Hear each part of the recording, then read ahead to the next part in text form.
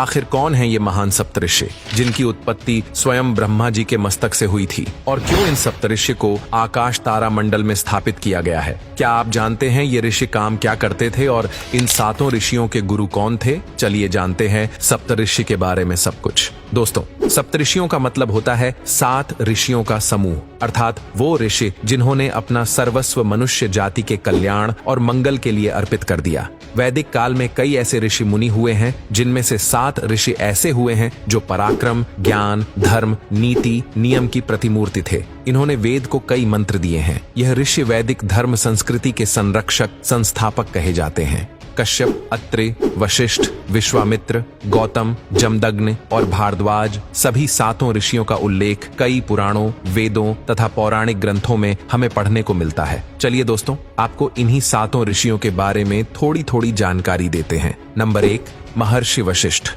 दोस्तों, महर्षि वशिष्ठ सप्त ऋषियों में से एक महान ऋषि थे। महर्षि वशिष्ठ भगवान ब्रह्मा के मानस पुत्र तथा अयोध्यापति राजा दशरथ के कुल गुरु थे और भगवान श्री राम के भी वह गुरु थे।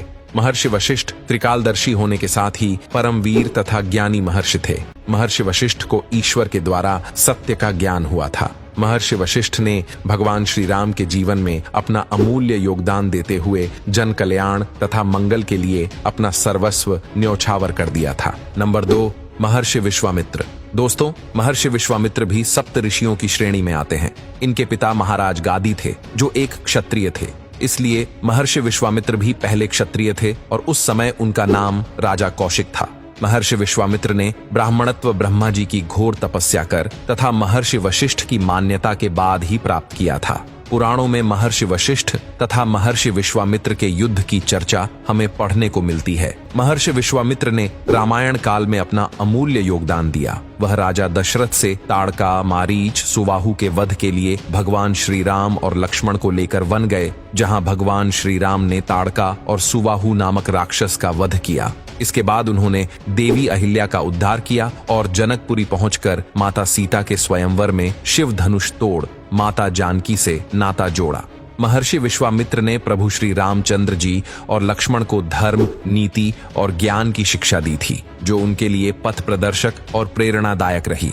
नंबर 2, ऋषि कश्यप। ऋषि कश्यप ब्रह्मा जी के मानस पुत्र मरीचि के विद्वान पुत्र थे। हिंदू मान्यताओं के अनुसार कश्यप ऋषि के वंशज ही सृष्टि के प्रसार में सहायक हुए। कश्यप ऋषि की 17 पत्नियां थीं। इनकी अदिति नाम की पत्नी से सभी देवता और दिति नाम की पत्नी से दैत्यों की उत्पत्ति मानी गई है। ऐसा माना जाता है कि शेष पत्नियों से भी अलग अलग जीवों की उत्पत्ति हुई है। नंबर 4, महर्षि भारद्वाज।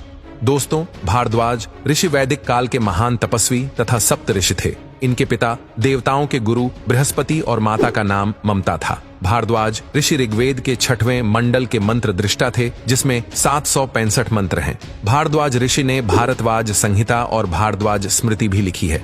दोस्तों, भारद्वाज ऋषि के 10 ऋषि पुत्र हुए थे, जो सभी ऋग्वेद के मंत्र दृष्टा थे। इनकी रात्रि नाम की एक पुत्री भी थी, जो रात्रि सुखद की मंत्र दृष्टा थी। नंबर 5, महर्षि अत्रि। दोस्तों, ऋषि अत्रि एक महान ऋषि और सप्त ऋषियों की श्रेणी में आते हैं, जिन्होंने जन कल्याण परोपकार के लिए ही अपने सभी कार्य किए। अत्रि ऋषि ऋग्वेद के 5वें मंडल के दृष्टा थे। अत्रि ऋषि परमपिता ब्रह्मा के पुत्र और सती अनुसूया के पति हैं।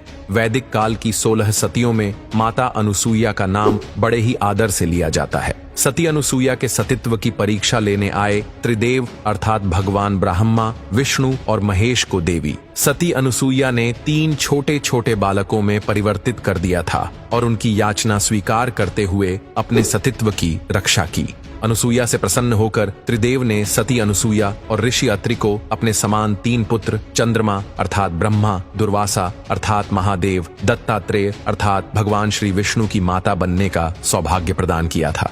नंबर 6, महर्षि जमदग्नि। भगवान परशुराम ऋषि जमदग्नि के ही पुत्र थे। इनके आश्रम में इच्छित फलों को प्रदान करने वाली गाय थी, जिसे कार्तवीर्य छीनकर अपने साथ ले गया था।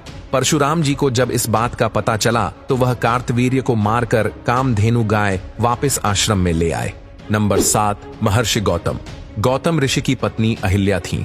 इनके श्राप के कारण ही अहिल्या पत्थर बन गई थी।